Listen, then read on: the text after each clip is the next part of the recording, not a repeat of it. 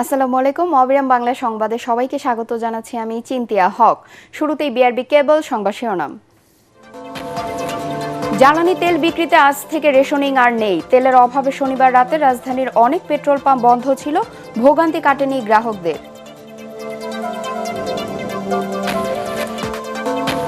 ঈদের ছুটি এগিয়ে আসায় বাস ও রেলপথে ঘরমুখো মানুষের ভিড়। যাত্রীর চাপ, কমলাপুর রেল স্টেশনে নির্ধারিত সময়ে ঢাকা ছাড়ছে দূরপাল্লার বাস। ঈদের আগে আজই সংসদের শেষ কার্য দিবস। আগামী 30 এপ্রিল পর্যন্ত ত্রয়োদশ জাতীয় সংসদের প্রথম অধিবেশন চলবে, কার্য উপদেষ্টা কমিটির প্রথম বৈঠকে সিদ্ধান্ত। এবং মধ্যপ্রাচ্যে যুদ্ধ ভয়াবহ রূপ নিয়েছে। হরমুজ প্রণালী মুক্ত করতে উপসাগরীয় দেশগুলোর সহযোগিতা চাইলেন ট্রাম্প। জ্বালানি তেলের দাম বৃদ্ধিতে টালমাটাল বিশ্ব অর্থনীতি। শুনছিলেন বিআরবি কেবল সংবাদ শিরোনাম, এবার বিস্তারিত সংবাদ। জ্বালানি তেল বিক্রিতে রেশনিং আর নেই। তারপরও তেলের অভাবে শনিবার রাতে রাজধানীর অনেক পেট্রোল পাম্প বন্ধ ছিল। দেখা গেছে ব্যক্তিগত যানবাহনের দীর্ঘ লাইন। ফিলিং স্টেশন সংশ্লিষ্টরা জানান, ডিপো থেকে পর্যাপ্ত তেল সরবরাহ না করায় বাধ্য হয়েই বন্ধ রাখতে হচ্ছে পাম্প। ফলে ভোগান্তি কাটেনি গ্রাহকদের। বিস্তারিত জানাচ্ছেন জেমস হামিম। ঈদ যাত্রায় মানুষের ভোগান্তি কমাতে তেল বিক্রি সীমা তুলে দেওয়ার সিদ্ধান্ত নিয়েছে সরকার। শনিবার দিবাগত রাত থেকেই এই সিদ্ধান্ত কার্যকর হওয়ার কথা, কিন্তু বাস্তব পরিস্থিতি দেখা গেল ভিন্ন। পাম্পগুলোতে প্রয়োজনীয় তেল মেলেনি, তাই রাতে জ্বালানি পেতে ঘন্টার পর ঘন্টা লাইনে দাঁড়িয়ে থাকতে দেখা গেছে যানবাহনের সারি। রাজধানীর বেশিরভাগ পাম্প বন্ধ। হাতে গোনা কয়েকটি পাম্পে ঘন্টার পর ঘন্টা লাইনে দাঁড়িয়ে জ্বালানি তেল নিয়েছেন প্রাইভেট কার ও মোটর চালকরা। এবার বাড়ি যাওয়ার কথা ছিল, বাড়ি যাওয়া বন্ধ করেছি, কারণ তেল তো পর্যাপ্ত পাচ্ছি না। ফুল ট্যাঙ্কি নিয়ে যাওয়া লাগে বাড়িতে। প্রত্যেকটা পেট্রোল পাম্প বন্ধ। কারণটা কি? যদি তেল নাই থাকতো তাহলে দিত না, কিন্তু তেল কেন দিচ্ছে? এবং তেল বলতেছে পর্যাপ্ত আছে, আপনারা পরিমাণ নির্ধারণ করে দিচ্ছে, তারপর আমরা তেল পাই না। ফিলিং স্টেশন কর্মচারীরা বলেছে, ডিপো থেকে পর্যাপ্ত তেল না পাওয়ার কারণে পাম্প বন্ধ রাখতে বাধ্য হচ্ছেন তারা। আমাদেরকে একটা তো লিমিট করে দিছে, এরপরে বাইরে তো আমাদেরকে তেল দিচ্ছে না। 450 লিটার অকটেন আর 450 লিটার ডিজেল, এটা আমাদের 2 ঘন্টাও চলে নাই। তবে সরকারের পক্ষ থেকে বলা হচ্ছে, সংকট মোকাবেলা পর্যাপ্ত তেল সরবরাহ করা হচ্ছে। জ্বালানি মন্ত্রণালয় বলেছে, রোববার থেকে রেশনিং উঠে গেল নির্বিঘ্নে ঈদযাত্রা করতে পারবে সবাই। জেমস হামিম, এটিএন বাংলা, ঢাকা। ঈদের ছুটি এগিয়ে আসায় বাস ও রেলপথে ঘরমুখো মানুষের ভিড় দেখা যাচ্ছে। যাত্রীর চাপ বাড়ায় কমলাপুর রেল স্টেশন থেকে কিছুটা বিলম্বে ছেড়েছে কয়েকটি ট্রেন। তবে নির্ধারিত সময়েই এখনও ঢাকা ছাড়ছে দূরপাল্লার বাস।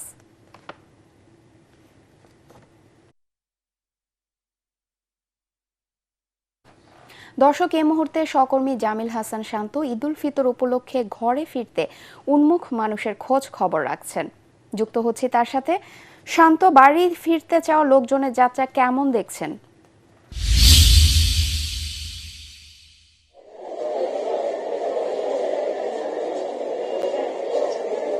চিন্তিয়া, আমরা বর্তমানে অবস্থান করছি বিমানবন্দর স্টেশনে। আজ সকাল থেকেই কিন্তু এখানে অনেক মানুষের সমাগম, এখানে উৎসব মুখর পরিবেশ বিরাজ করছে। কমলাপুর স্টেশন থেকে শুরু করে বিমানবন্দর স্টেশন, আসলে মানুষের মুখে হাসি। তারা ঈদের আনন্দ ভাগাভাগি করতে তাদের আপনজনদের কাছে ছুটে যাচ্ছেন। তবে এবার প্রতিবারের মতো যে তারা হয়রানির শিকার হয়েছে সেগুলো কিন্তু এবার হচ্ছে না। তারা কিন্তু নির্ধারিত সময় তাদের যে ট্রেনের সূচি রয়েছে সেই সূচি অনুযায়ী তারা ট্রেন পাচ্ছেন। এবং টিকিট নিয়ে যে ভোগান্তি, প্রতিবার একটি কালোবাজারি সিন্ডিকেট দেখা যায়, সেই পাশাপাশি টিকিট নিয়ে একটি ষড়যন্ত্র দেখা যায় প্রতিবারই, সেটি কিন্তু এবার নেই বললে তারা আমাদেরকে জানিয়েছেন। এখানে কিন্তু আইন শৃঙ্খলা বাহিনীর তৎপরতা রয়েছে ব্যাপকভাবে। টিকিট ব্যতীত কোনো যাত্রী কিন্তু প্ল্যাটফর্মে প্রবেশ করতে পারছেন না। সেই পাশাপাশি এখানে যারা আইন শৃঙ্খলা বাহিনী রয়েছে তারা কিন্তু প্রত্যেকটি যাত্রীর সেবায় নিয়োজিত রয়েছেন। সেই পাশাপাশি সকাল থেকে আমরা দেখেছি প্রত্যেকটি ট্রেনই কিন্তু শিডিউল মোতাবেক প্ল্যাটফর্মে এসেছেন এবং শিডিউল অনুযায়ী কিন্তু ছেড়ে গিয়েছেন। আর বাসের কথা যদি একটু বলি, আমরা গাবতলী টার্মিনালে গিয়েছিলাম। গাবতলী টার্মিনালে কিন্তু প্রত্যেকটি বাসই নির্ধারিত সময় ছেড়েছেন। তেল সংকটের কারণে কিন্তু যেই সম্ভাবনাটা দেখা গিয়েছে, বিভিন্ন বাস বাতিলের কথা বলা হয়েছে, সূচি বাতিলের কথা বলা হয়েছিল, সেটি কিন্তু আপাতত সেই সংখ্যাটি নেই। যাত্রীরা কিন্তু নির্বিঘ্নে তাদের বাড়ি পৌঁছাচ্ছেন এবং বাসের কিন্তু যে টিকিটের কালোবাজারি যেই ছিল সেটির জন্য কিন্তু মনিটরিং টিম প্রতিদিনই মনিটরিং করছেন এবং আপাতত তেমন কোনো অভিযোগ আমরা পাইনি। তবে মানুষরা আমাদেরকে জানিয়েছেন ট্রেনের ব্যাপারে কিছু কিছু একটু লেট শিডিউল রয়েছে।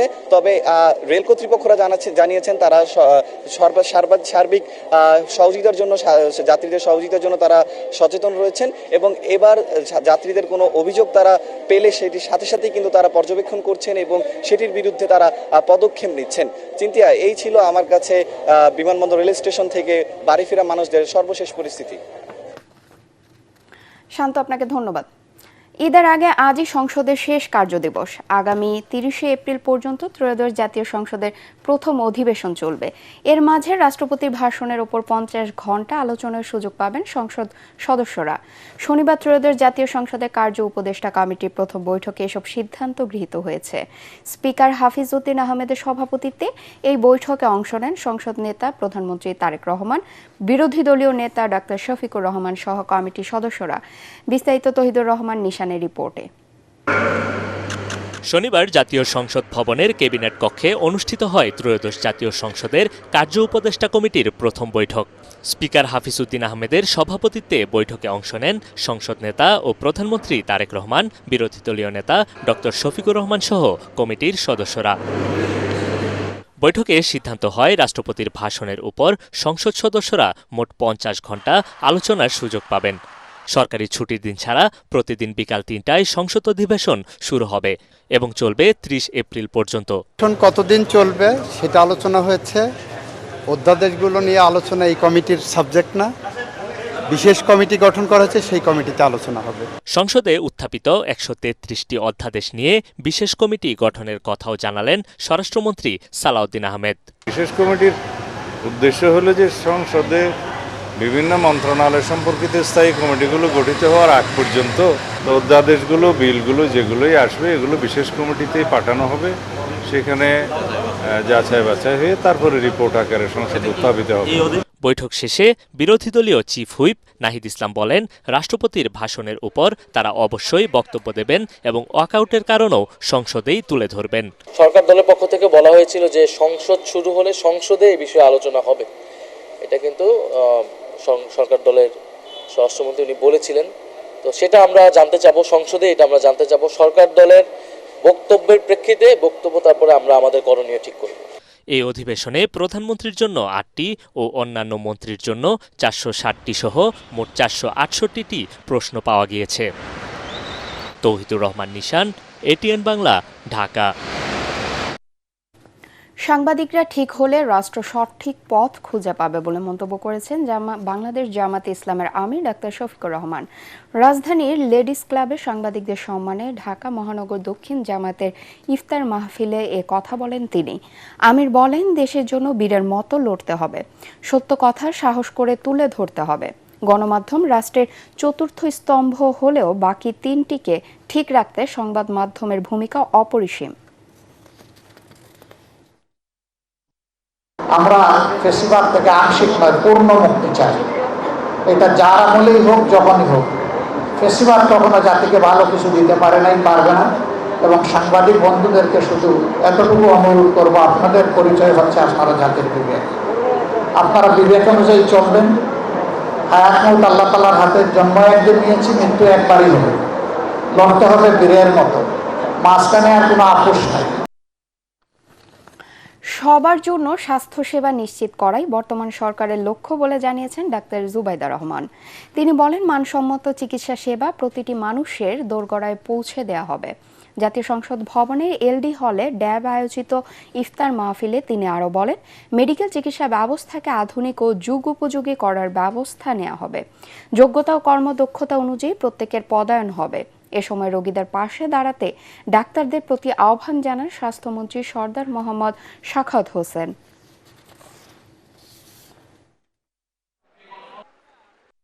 প্রত্যেক নাগরিককে মর্যাদা ও সম্মানের সঙ্গে স্বাস্থ্যসেবা প্রদান করাই বর্তমান সরকারের সংকল্প। সবার জন্য স্বাস্থ্য এই নীতির আলোকে সার্বজনীন স্বাস্থ্য সুরক্ষা, ইউনিভার্সাল হেলথ কাভারেজ আমাদের সংকল্প। চিকিৎসা খরচ মেটাতে আর সর্বশান্ত নয়। মানসম্মত চিকিৎসা সেবা ইনশাল্লাহ থাকবে সকলের দোরগোড়ায়। এবার কেয়ার হাসপাতালে চিকিৎসাধীন বিএনপি নেতা মির্জা আব্বাসের সিটি স্ক্যান রিপোর্ট ভালো এসেছে, তবে এই মুহূর্তে তার যেই সাপোর্ট দরকার সেটি দেশে নেই বলে জানিয়েছে চিকিৎসকরা। আজ তাকে সিঙ্গাপুর নেওয়া হচ্ছে। সাথে যাচ্ছেন তার স্ত্রী আফরোজা আব্বাস এবং তাদের বড় সন্তান মির্জা ইয়াসির আব্বাস। মির্জা আব্বাসের ব্যক্তিগত সচিব মিজানুর রহমান সোহেল গণমাধ্যমকে এসব তথ্য জানিয়েছেন। এর আগে মেডিকেল বোর্ড মির্জা আব্বাসের মস্তিষ্কে 2 দফায় সফল অস্ত্রোপচার করে। এরপর থেকে চিকিৎসকদের নিবিড় পর্যবেক্ষণে আছেন তিনি। প্রধানমন্ত্রী তারেক রহমান নিয়মিত বিএনপির এই প্রবীণ নেতার শারীরিক অবস্থার খোঁজ খবর নিচ্ছেন। এবার ইরান আমেরিকা যুদ্ধ প্রসঙ্গ।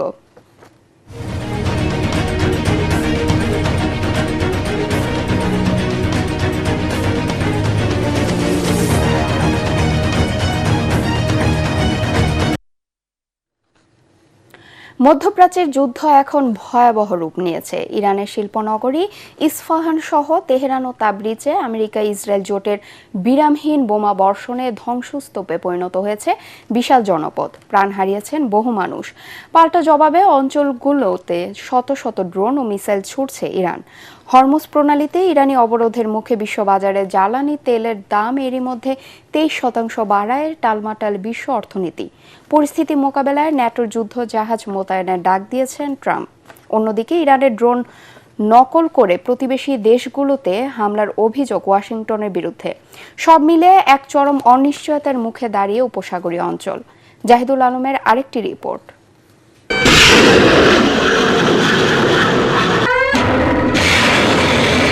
ইরানের শিল্পনগরী ইস্ফাহান এখন আমেরিকা ইসরায়েল জোটের নতুন টার্গেট। শনিবার দিনভর দখলদার জোটের বিমান হামলায় ধ্বংসস্তূপ হয়ে গেছে শহরটি। প্রাণ হারিয়েছেন অন্তত 15 জন শ্রমিক। তেহরান, তাবরিজ এবং বন্দর আব্বাসের মতো বড় শহরগুলোতে চলছে বিরামহীন বোমা হামলা। পাল্টা জবাব দিচ্ছে ইরানও। অপারেশন ট্রু প্রমিস 4-এর অধীনে ইসরায়েলের দিকে ধেয়ে যাচ্ছে শত শত ড্রোন ও মিসাইল। এতে মধ্য ও উত্তর ইসরায়েল জুড়ে এখন শুধুই সতর্কতা সাইরেনের শব্দ। হাইফা থেকে ইলাত প্রায় সব শহরের মানুষ মাটির নিচে বাংকারে। যদিও ইসরায়েলের দাবি তারা অধিকাংশ ক্ষেপণাস্ত্র রুখে দিয়েছে। এদিকে হরমুজ প্রণালীতে ইরানি অবরোধ চলছেই। যুদ্ধের প্রভাবে যুক্তরাষ্ট্রে জ্বালানি তেলের দাম বেড়েছে 23%। এতেই টালমাটাল গোটা বিশ্ব। ইরানের প্রতিবেশী দেশগুলো আকাশসীমা রক্ষার সাথে সাথে অর্থনৈতিক ক্ষতি কাটাতে হিমশিম খাচ্ছে। আরব জোটের সাথে সম্পর্ক টিকিয়ে রাখতে হরমুজ প্রণালীতে যুদ্ধজাহাজ পাঠাতে ন্যাটোর প্রতি আহ্বান জানিয়েছেন ট্রাম্প। মার্কিন প্রতিরক্ষা মন্ত্রীর দাবি, তাদের এই আহ্বানে সাড়া দিয়েছে অনেক দেশ। একই সাথে ইরাকে ভূপাতিত মার্কিন বিমানের নিহত 6 সেনার পরিচয় প্রকাশ করে পেন্টাগন। পরিস্থিতির অবনতি দেখে ইরাক, ওমান সহ কয়েকটি দেশ থেকে জরুরি নয় এমন কর্মীদের সরে যাওয়ার নির্দেশ দিয়েছে ওয়াশিংটন। এদিকে যুদ্ধে বেকায়দায় ফেলতে ইরানের ড্রোনের নকল তৈরি করে প্রতিবেশী রাষ্ট্রগুলোর উপর যুক্তরাষ্ট্র ও ইসরায়েল হামলা চালাচ্ছে বলে অভিযোগ করেছে তেহরান। এ বিষয়ে ইরানি পররাষ্ট্রমন্ত্রী হুঁশিয়ারি দিয়েছেন আরব দেশগুলো যেন তাদের মাটি থেকে ইরানকে আক্রমণের সুযোগ না দেয়। অন্যদিকে লেবাননে ইসরায়েলি হামলায় 4 শিশুসহ আরও 14 জন নিহত হয়েছেন। তেল আবিবের বর্তমান লক্ষ্য দেশটির অন্তত 20% অঞ্চল দখলে নেয়া। সব মিলিয়ে মধ্যপ্রাচ্য পরিস্থিতি ঠিক কোন দিকে যাচ্ছে তা অস্পষ্ট। তবে নিজেদের ভুলকে সঠিক হিসেবে প্রতিষ্ঠিত করতে শেষ চেষ্টাই করে যাবে পশ্চিমা জোট। জাহিদুল আলম, এটিএন বাংলা।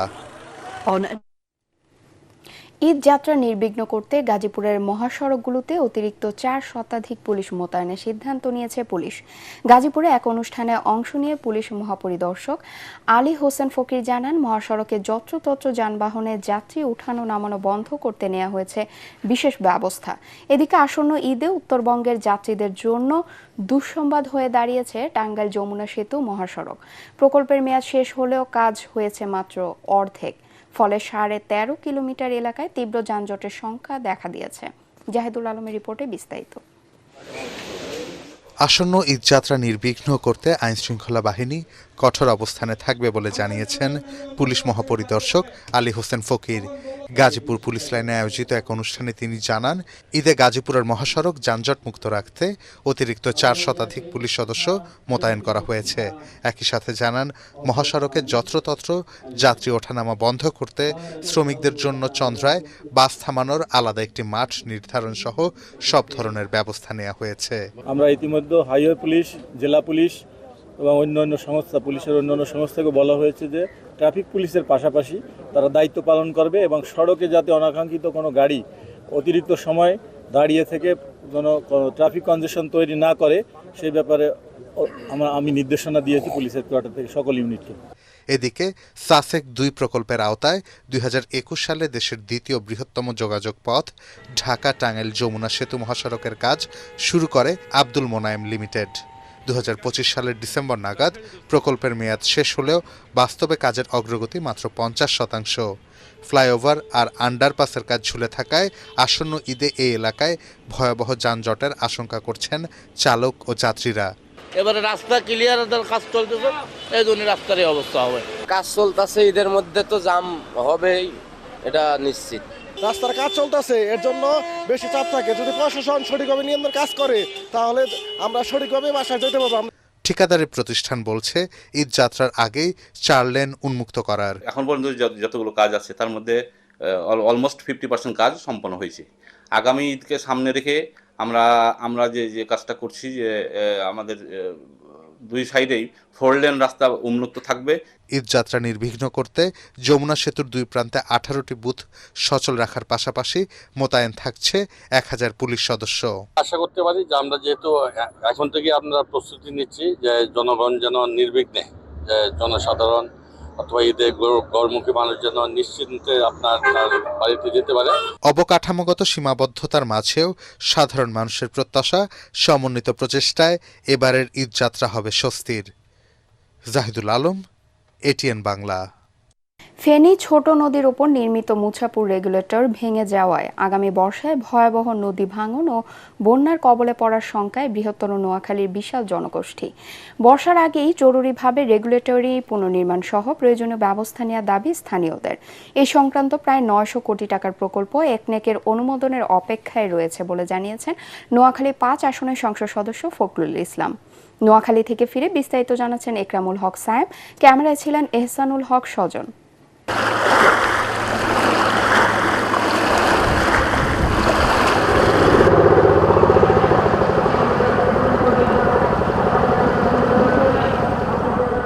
ফেনীর ছোট নদীর এই অংশটি কিছুটা সামনে গিয়ে মিশেছে বঙ্গোপসাগরের সঙ্গে। নদীর এই পাশে নোয়াখালীর কোম্পানিগঞ্জের মুসাপুর আর ও পাশে ফেনীর সোনাগাজী। 2 জেলার এই সংযোগস্থলে নির্মাণ করা হয়েছিল সুইচ গেট, যার মাধ্যমে নদী ভাঙ্গন আর বন্যা নিয়ন্ত্রণ করা হতো। 2024 সালের ভয়াবহ বন্যায় এই সুইচ গেটটি নদীতে তলিয়ে যায়। আগামী বর্ষার আগে যদি সুইচ গেটটি পুনর্নির্মাণ সহ প্রয়োজনীয় ব্যবস্থা না নেওয়া হয় তাহলে আবারও ভয়াবহ বন্যা আর নদী ভাঙ্গনের আশঙ্কা করছেন বৃহত্তর নোয়াখালীর মানুষেরা। বঙ্গোপসাগরের কোল ঘেঁষে ফেনীর ছোট নদীর মোহনায় মুসাপুর ক্লোজার বা রেগুলেটর। প্রাকৃতিক দৃশ্য, নদী ও সমুদ্রের মেলবন্ধনে স্থানীয়ভাবে এটি মিনি কক্সবাজার নামে পরিচিত। দর্শনার্থীরা আসেন বিভিন্ন এলাকা থেকে। কিন্তু 23 ভেন্টে রেগুলেটরটি নদীতে বিলীন হয়ে যায় 2024 সালের প্রবল বর্ষণ আর উজানের ঢলে। নোয়াখালী, ফেনী, লক্ষ্মীপুর সহ আশপাশের কয়েকটি জেলা প্লাবিত হয় ভয়াবহ বন্যায়। পাশাপাশি নদী ভাঙ্গনে বসতবাড়ি ও কৃষি জমি হারিয়ে নিঃস্ব হন অনেকে। ভেঙে যায় সড়ক অবকাঠামো।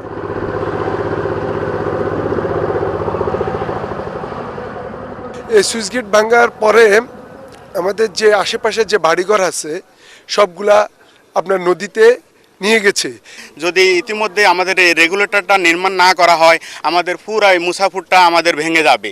কোম্পানিগঞ্জের যে আয়তন বর্তমানে এটা আরো ছোট হয়ে যাবে এবং আমি নিজেও ক্ষতিগ্রস্ত। আমার প্রায় 3 একর জমি এই যে গত বর্ষাতে ভেঙে গেছে। বর্তমানে ভাঙন বন্ধে নদীর প্রায় 10 কিলোমিটার এলাকায় জিও ব্যাগ ও টিউব দিয়ে অস্থায়ী প্রতিরক্ষামূলক কাজ চলছে। তবে দীর্ঘমেয়াদী প্রতিরক্ষামূলক ব্যবস্থার তাগিদ স্থানীয়দের। স্থায়ী সমাধানের জন্য আমরা প্রায় 896 কোটি টাকা প্রস্তাবের একটি ডিপিপি দাখিল করেছি। সেখানে যেমন একটি ডাইভারশন ক্যানেল হবে, একটি 30 ভেন্টের রেগুলেটর হবে এবং 9 কিলোমিটার বেড়িবাঁধ এবং একটি 1100 মিটার ক্লোজার হবে। এরই মধ্যে মুসাফুর ক্লোজার পরিদর্শন করেছেন সরকারের 2 মন্ত্রী। বন, পরিবেশ ও জলবায়ু মন্ত্রী আব্দুল আওয়াল মিন্টু ও পানি সম্পদ মন্ত্রী শহীদউদ্দিন চৌধুরী অ্যানি আশ্বাস দিয়েছেন দ্রুত রেগুলেটর পুনর্নির্মাণ সহ প্রয়োজনীয় ব্যবস্থা নেয়ার। স্থানীয় সংসদ সদস্য ফখরুল ইসলাম জানিয়েছেন, নতুন সরকারের একনেকের প্রথম সভায় এই সংক্রান্ত প্রকল্পটি উত্থাপন হতে পারে। প্রায় 900 কোটি টাকার প্রজেক্ট, ইনশাল্লাহ এটা আগামী একনেকের জন্য রেডি। আমি আশা করি ইনশাল্লাহ একনেক পাস হবে, কারণ এই নদীটা এবং নদী ভাঙনটা মুসাফর রেগুলেটর এটা শুধু মুসাফরের আঞ্চলিক সমস্যা না, এটা পুরো এই আশেপাশে কয়েকটা জেলা, প্রায় 6টা জেলার পানির প্রবাহ হয় এই নদী দিয়ে, এবং যার কারণে 6টা জেলার পানির ভাগ্য নির্ধারিত হচ্ছে এই ক্লোজার এবং রেগুলেটর। বৃহত্তর নোয়াখালী ও আশপাশের জেলার মানুষের জীবন জীবিকা রক্ষায় দ্রুত মুসাফুর রেগুলেটর নির্মাণ ও নদী শাসনে টেকসই ব্যবস্থা নেওয়ার দাবি স্থানীয়দের। ইকরামুল হক সায়েম, এটিএন বাংলা, কোম্পানিগঞ্জ, নোয়াখালী। যুক্তরাষ্ট্রের নিউ ইয়র্কে অনুষ্ঠিত হয়ে গেল জামাইকা বাংলাদেশ অ্যাসোসিয়েশন জেবির ইফতার। ফরেস্ট হিলের একটি রেস্তোরাঁয় প্রবাসীদের এই মিলন মেলায় অংশ নেন সিটির বিভিন্ন প্রান্তের প্রবাসী বাংলাদেশিরা। সংগঠনের senior vice president Ahsan Habib ও সাধারণ সম্পাদক রাব্বি সৈয়দের পরিচালনায় অতিথিদের উদ্দেশ্যে বক্তব্য রাখেন সংগঠনের প্রেসিডেন্ট শাহনেওয়াজ, সমন্বয়কারী Anjam Siddiqui, convenor Duke Khan, member secretary Rifat Jamal, Bangladesh সোসাইটির সাধারণ সম্পাদক Mohammad Ali, trustee board member Azharul Haque Milan, ATN Bangla এবং এটিএন নিউজের ফখরুল আলম।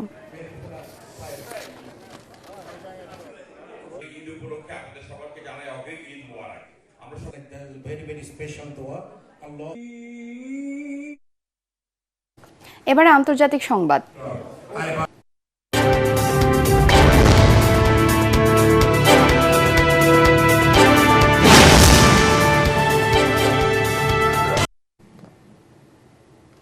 আজ রাতে লস অ্যাঞ্জেলেসের ডলবি থিয়েটারে অনুষ্ঠিত হতে যাচ্ছে ৯৮তম অস্কার বা একাডেমি অ্যাওয়ার্ডস ২০২৬, যেখানে রায়ান কুগলারের সিনার্স রেকর্ড ১৬টি মনোনয়ন পেয়েছে। সেরা ছবির জন্য সিনার্স, ফ্রাঙ্কেনস্টাইন, হ্যামনেট, বুগোনিয়া এবং F1 সহ 10টি চলচ্চিত্র লড়াই করছে, যার অধিকাংশ ওটিটি প্ল্যাটফর্মে মুক্তি পেয়েছে। এবারের অস্কারে উপস্থাপকের দায়িত্বে থাকছেন কোনান ওব্রায়েন। এছাড়া উপস্থিত থাকবেন Nicole Kidman, Priyanka Chopra Jonas, Robert Downey Junior, Anne Hathaway, Chris Evans সহ আরও হলিউড তারকা। Who's already racked up wins for his portrayal of a cock. The lead actress race has seen Irish actress Jessie Buckley sweep nearly all the major awards. Overwhelming favorite for her role, the Critics' Choice and SAG Awards. And there's rising buzz for Wunmi Mosaku from Sinners, who took home a BAFTA award. Oscars for Sinners nominations, but if he wins Best Director, he will shatter an important barrier, becoming the first. দর্শক, এই মুহূর্তে সহকর্মী সাজ্জাদ জাহান রাজধানী petrol pump ঘুরে দেখছেন, যুক্ত হচ্ছি তার সাথে। সাজ্জাদ, পাম্পে যানবাহনের চাপ কেমন দেখছেন? রেশনিং উঠে যাওয়ার কোনো প্রভাব কি পড়েছে?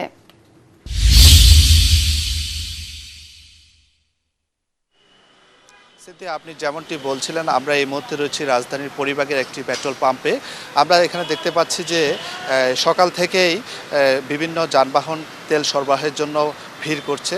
যদিও কালকে যে মন্ত্রীর পূর্ব ঘোষণা অনুসারে পেট্রোল পাম্পে রেশনিং পদ্ধতিতে তেল সরবরাহের সিদ্ধান্ত বাতিল করা হয়েছে, কিন্তু তার প্রভাব আমরা খুব বেশি লক্ষ্য করছি না।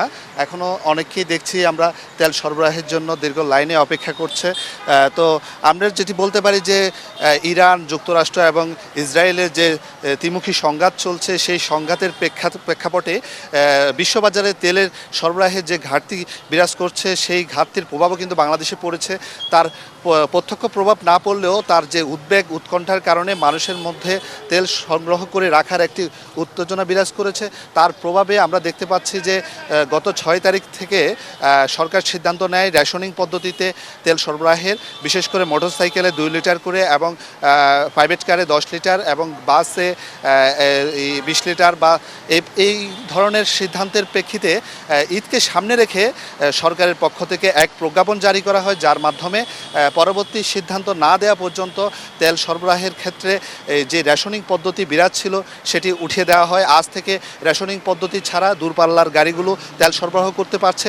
সেই সাথে আপনাকে যদি আরও বলে রাখি, কিন্তু এর প্রভাবে যে পাম্পগুলোতে দেখা গেছে যে পরিমাণ তেল সরবরাহ পাওয়ার কথা সেই পরিমাণ তেল সরবরাহ নিশ্চিত করার জন্য সরকার কাজ করে যাচ্ছে। সেই সাথে আরেকটু বলতে চাই যে এর প্রভাবে যে পরিমাণ সরবরাহ ঘাটতি যে ছিল বা মানুষ যে পরিমাণ ভিড় করছে তা কিন্তু এখনও আমরা লক্ষ্য করতে পারছি। এখনও আমরা যদি বলি আপনাকে এই দীর্ঘ সারি তেল সরবরাহের জন্য সেটি অনেকটা 1 কিলোমিটার বা এখনও দেখতে পাচ্ছি যে অনেকখানি লম্বা সারিতে মানুষ অপেক্ষা করছে যানবাহন নিয়ে তেল সরবরাহের জন্য। তো এই রেশনিং পদ্ধতি উঠিয়ে দেওয়া হলেও তার প্রভাব অনেকটা কাটেনি বলতে পারি। রাজধানীর পরিবার থেকে এই ছিল আমার কাছে সর্বশেষ। সাজ্জাদ, আপনাকে ধন্যবাদ। এবারে খেলার খবর।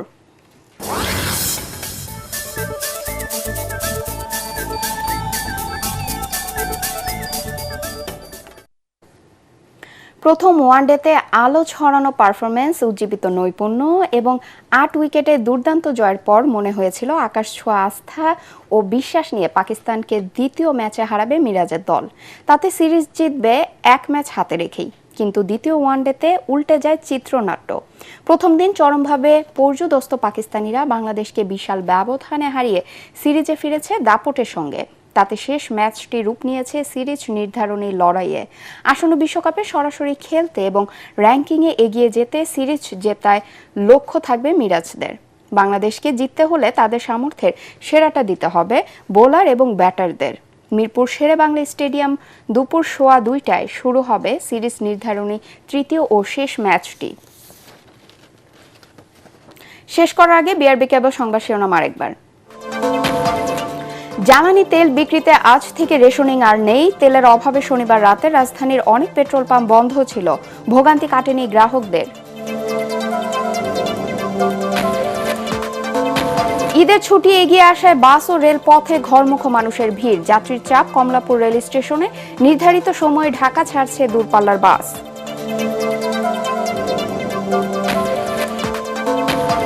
ঈদের আগে আজই সংসদের শেষ কার্যদিবস। আগামী 30 এপ্রিল পর্যন্ত ত্রয়োদশ জাতীয় সংসদের প্রথম অধিবেশন চলবে। কার্য উপদেষ্টা কমিটির প্রথম বৈঠকে সিদ্ধান্ত। এবং মধ্যপ্রাচ্যে যুদ্ধ ভয়াবহ রূপ নিয়েছে। হরমুজ প্রণালী মুক্ত করতে উপসাগরীয় দেশগুলোর সহযোগিতা চাইলেন ট্রাম্প। জ্বালানি তেলের দাম বৃদ্ধিতে টালমাটাল বিশ্ব অর্থনীতি। পরবর্তী সংবাদ দেখার আমন্ত্রণ জানিয়ে এখনকার মতো শেষ করছি। এটিএন বাংলা সংবাদ ইউটিউবে দেখতে ব্রাউজ করুন youtube/ATN Bangla News। ধন্যবাদ সবাইকে।